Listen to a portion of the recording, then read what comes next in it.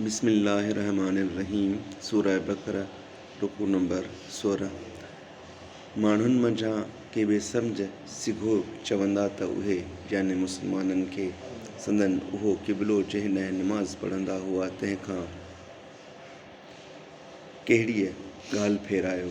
ऐं पैगंबर खेनि चयो त ओभर ऐं ओलह अलाह जो आहे, जंहिंखे घुरंदो आहे तंहिंखे सिधीअ वाट ॾांहुं दग ॾेखारींदो आहे। ऐं जहिड़ी तरह अव्हां जो क़िबलो भलो कयोसूं, अहिड़ी तरह अव्हां खे भली टोली कईसूं त माण्हुनि ते शाहिद हुजो ऐं पैगंबर मुहम्मद सल्लल्लाहु अलैहि वसल्लम अव्हां ते शाहिद हुजे। ऐं ए पैगंबर,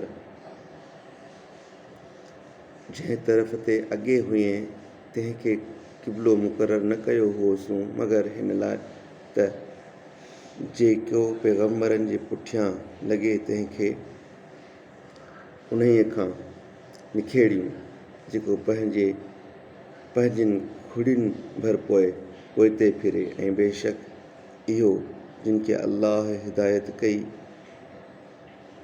तिन खां सवाइ ॿियनि ते ज़रूरु ॾुखियो आहे। ऐं अलाह जो शान अहिड़ो न आहे जो अव्हां जी ईमान खे विञाए,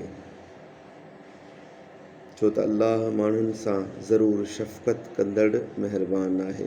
ऐं पैगंबर, आसमान ॾांहुं तुंहिंजो मुंहुं हर हर फेराइणु बेशक ॾिसूं था, पोइ जंहिं क़िबले खे पसंदि करीं थो ओॾांहुं तोखे ज़रूरु फेराईंदासीं। पोइ ए पैगंबर, पंहिंजे मुंहं खे ताज़ीम वारी मस्जिद ॾांहुं फेराए ऐं ए मुस्लमानो, अव्हीं जिते हुजो तिते पंहिंजा मुंहं ओॾांहुं फेरायो। ऐं जिन खे किताब ॾिनो वियो आहे से ज़रूरु ॼाणनि था त इहो फेराइणु संदन पालणहार वटां बिल्कुलु सच आहे। ऐं जेकी कंदा आहिनि तंहिंखां अलाह बेख़बर न आहे। ऐं कसम आहे त जिन खे किताब ॾिनो वियो आहे तिन वटि जेकॾहिं तूं सभु दलील आणी त बि तुंहिंजे क़िबले जी ताबेदारी न कंदा, ऐं न कि तूं संदन क़िबले जी ताबेदारी कंदड़ आहीं, ऐं न कि उन्हनि मां के किन जे क़िबले जी ताबेदारी कंदड़ आहिनि।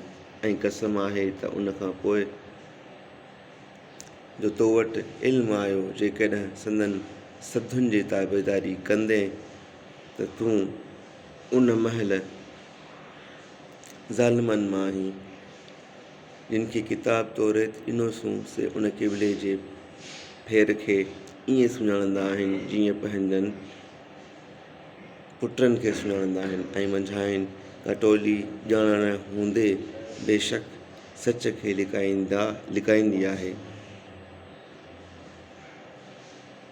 इहो तुंहिंजे पालणहार वटां सच आहे, तंहिं करे तूं शक वारनि मां बिन न थी।